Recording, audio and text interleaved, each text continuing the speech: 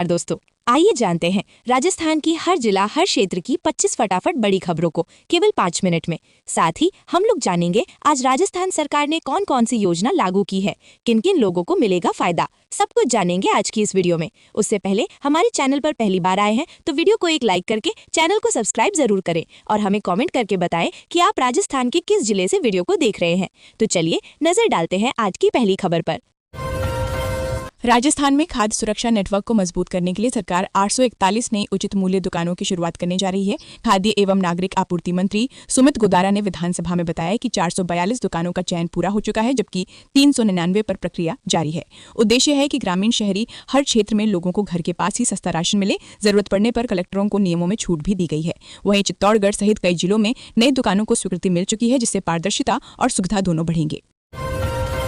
राजस्थान ने कारोबार और आमजन की सुविधा बढ़ाने के लिए भजनलाल शर्मा सरकार ने बड़ा फैसला लिया है। अब प्रदेश में बाजार 24 घंटे और 7 दिन खुले रह सकेंगे। दुकानों और व्यावसायिक प्रतिष्ठानों के लिए बार बार लाइसेंस रिन्यू कराने की जरूरत नहीं होगी। डीम्ड लाइसेंसिंग लागू होगी। कई मंजूरियां सिंगल विंडो से मिलेंगी और कम जोखिम वाले उद्योगों को स्वघोषणा पर बिजली कनेक्शन मिलेगा। सरकार का दावा है कि इससे निवेश बढ़ेगा, रोजगार के अवसर बनेंगे और प्रदेश की अर्थव्यवस्था को नई रफ्तार मिलेगी। भारत सरकार और भारतीय रिजर्व बैंक देश में लोन व्यवस्था को आसान बनाने के लिए बड़ा बदलाव करने जा रहे हैं। अब लोन देने में सिर्फ सिबिल स्कोर ही नहीं, बल्कि व्यक्ति या कारोबारी की वास्तविक कमाई और कैश फ्लो को प्राथमिकता दी जाएगी। नए AI आधारित सिस्टम में बैंक आपके डिजिटल ट्रांजैक्शन, बैंक स्टेटमेंट और व्यापारिक गतिविधियों का विश्लेषण करेंगे। इससे छोटे व्यापारियों, महिलाओं और ग्रामीण उद्यमियों को बड़ी राहत मिलेगी। ऑनलाइन प्रक्रिया के जरिए आवेदन आसान होगा और दावा है कि 24 घंटे के भीतर लोन की राशि सीधे खाते में मिल सकेगी। भारत में आर्थिक रूप से कमजोर वर्ग के छात्रों के लिए बड़ी खुशखबरी है। सरकार की SC, ST और OBC स्कॉलरशिप योजना के तहत पात्र विद्यार्थियों को सालाना 75,000 रुपये तक की आर्थिक सहायता दी जाएगी। ये राशि सीधे बैंक खाते में ट्रांसफर होती है, जिससे फीस, किताबें और अन्य पढ़ाई का खर्च आसान हो जाता है। आवेदन ऑनलाइन नेशनल स्कॉलरशिप पोर्टल के जरिए किया जा सकता है। योजना का उद्देश्य प्रतिभाशाली छात्रों को आर्थिक बाधाओं के कारण पढ़ाई छोड़ने से बचाना और उच्च शिक्षा को बढ़ावा देना है। राहुल गांधी समेत 25 कांग्रेसी सांसदों को गोली मारने की धमकी देने वाले वायरल वीडियो के बाद राजस्थान पुलिस ने त्वरित कार्रवाई करते हुए आरोपी को कोटा से हिरासत में ले लिया। आरोपी ने वीडियो में खुद को करनी सेना का प्रवक्ता बताया और सांसदों के खिलाफ गंभीर धमकियां दी। उसने हालिया विवाद का हवाला देते हुए ओम बिरला का भी उल्लेख किया था। वीडियो सोशल मीडिया पर वायरल होने के बाद पुलिस ने तुरंत जांच शुरू कर आरोपी को पकड़ लिया। उससे पूछताछ जारी है और वीडियो के पीछे की मंशा की जांच की जा रही है। वहीं भारतीय जनता पार्टी और करनी सेना दोनों ने आरोपी से किसी भी संबंध से साफ इनकार किया है। सुरक्षा एजेंसियां पूरे मामले पर नजर बनाए हुए हैं। राजस्थान के पूर्व मुख्यमंत्री अशोक गहलोत ने दौसा जिला अस्पताल पहुंचकर सिलिकोसिस मरीजों की हालत देखी और आर्थिक सहायता में देरी को अमानवीय बताया। उन्होंने कहा कि गंभीर बीमारी से जूझ रहे मरीजों को समय पर राहत न मिलना बेहद दुखद है। गहलोत ने मुरारी लाल मीणा के प्रयासों की सराहना करते हुए सरकार से तुरंत सहायता जारी करने और अस्पतालों में दवाइयों, ऑक्सीजन की बेहतर व्यवस्था सुनिश्चित करने की मांग की। जयपुर में 20 और 22 फरवरी को आसमान रोमांच से भर जाएगा, जब भारतीय वायुसेना की सूर्य किरण और सारंग हेलीकॉप्टर डिस्प्ले टीम शानदार एयर शो करेंगी। जलमहल के ऊपर फाइटर जेट और हेलीकॉप्टर 1000 फीट ऊंचाई पर करतब दिखाते हुए धुएं से तिरंगा बनाएंगे। 9 जेट की फॉर्मेशन, हेलीकॉप्टर स्टंट और सैल्यूट रोल लूप जैसे हैरत अंगेज प्रदर्शन मुख्य आकर्षण रहेंगे। सुरक्षा के कड़े इंतजाम किए गए हैं और बड़ी संख्या में लोगों के पहुंचने की उम्मीद है। ये शो अंतर्राष्ट्रीय स्तर जैसा रोमांच देगा।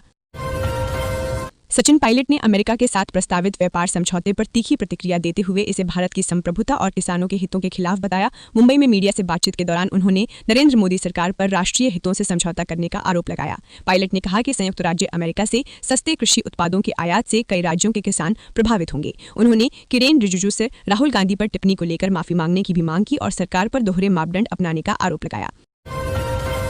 राजस्थान हाईकोर्ट ने उदयपुर में पुलिस हिरासत के दौरान 18 वर्षीय युवक के साथ कथित अमानवीय व्यवहार के मामले को गंभीरता से लिया है। जस्टिस फरजंद अली की पीठ ने प्रथम दृष्टया आरोपों को चिंताजनक बताते हुए सख्त रुख अपनाया। अदालत ने सलूम्बर के पुलिस अधीक्षक को स्वतंत्र और निष्पक्ष जांच की निगरानी के निर्देश दिए हैं। अदालत ने स्पष्ट किया कि हिरासत में मानवाधिकारों का उल्लंघन बर्दाश्त नहीं किया जाएगा। मामले की जांच पर हाईकोर्ट की सीधी निगरानी रहेगी और जिम्मेदारों पर कार्रवाई तय मानी जा रही है। स्वास्थ्य और परिवार कल्याण मंत्रालय यानी MOHW ने केंद्रीय कर्मचारियों और पेंशनर्स को बड़ी राहत दी है। अब विभागाध्यक्ष बिना वित्तीय सलाह के 10 लाख रुपए तक का मेडिकल रीइंबर्समेंट क्लेम मंजूर कर सकेंगे, जो पहले 5 लाख था। साथ ही तय दरों पर होने वाले मामलों की निपटान सीमा 2 लाख से बढ़ाकर 5 लाख कर दी गई है। भुगतान केवल CGHS की तय दरों के अनुसार होगा और नियमों में कोई ढील नहीं मिलेगी। इस फैसले से क्लेम प्रक्रिया तेज होगी और इलाज के खर्च की प्रतिपूर्ति में देरी कम होने की उम्मीद है। राजस्थान की पूर्व मुख्यमंत्री वसुंधरा राजे के दौसा दौरे के दौरान सुरक्षा व्यवस्था में हलचल मच गई जब घाटोल में मंदिर प्रतिष्ठा कार्यक्रम के बीच पुलिस ने 3 संदिग्धों को गिरफ्तार किया। भीड़ में संदिग्ध गतिविधि की सूचना पर कार्रवाई की गई। पूछताछ में सामने आया कि तीनों पेशेवर जेब कतरे हैं जो भीड़ का फायदा उठाकर चोरी की योजना बना रहे थे। आरोपियों के मोबाइल से कार्यक्रम की पूरी जानकारी भी मिली। तीनों आरोपी इंदौर के निवासी हैं। पुलिस अंतर्राज्यीय गिरोह से जुड़े होने की आशंका में जांच कर रही है। जयपुर में बढ़ते प्रदूषण को देखते हुए परिवहन विभाग ने बड़ा कदम उठाया है। शहर के नॉन अटेनमेंट घोषित होने के बाद 15 साल से पुराने कमर्शियल वाहनों के खिलाफ 45 दिन का विशेष अभियान शुरू किया गया है। आरटीओ की टीमें प्रमुख चौराहों और सीमावर्ती इलाकों में जांच कर नियम तोड़ने वाले वाहनों को मौके पर ही सीज करेंगी। वैध आरसी, फिटनेस और परमिट की भी सख्ती से जांच होगी। नेशनल ग्रीन ट्रिब्यूनल के निर्देशों के तहत ये कार्रवाई की जा रही है ताकि प्रदूषण कम हो और शहर की हवा बेहतर बन सके।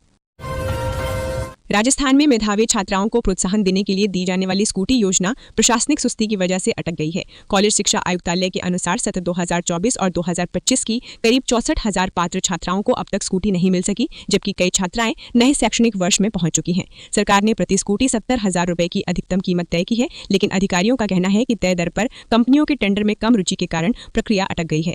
देरी से छात्राओं को कॉलेज आने जाने में परेशानी हो रही है और उन्हें निजी साधनों या बसों पर निर्भर रहना पड़ रहा है, जिससे योजना के उद्देश्यों पर सवाल उठने लगे हैं। सरकारी नौकरी का सपना देख रहे युवाओं के लिए बड़ी खुशखबरी। रेलवे भर्ती बोर्ड ने असिस्टेंट लोको पायलट के 11,117 पदों पर बंपर भर्ती निकाली है। ये भर्ती देश के 17 रेलवे जोन में की जाएगी, जिसमें नॉर्थ वेस्टर्न रेलवे के तहत राजस्थान के युवाओं के लिए करीब 600 पद शामिल हैं। आवेदन के लिए उम्मीदवार की उम्र 18 से 30 वर्ष और योग्यता 10वीं के साथ ITI या डिप्लोमा जरूरी है। भर्ती का नोटिफिकेशन जारी हो चुका है, जबकि आवेदन प्रक्रिया की पूरी जानकारी जल्द आधिकारिक वेबसाइट पर उपलब्ध होगी।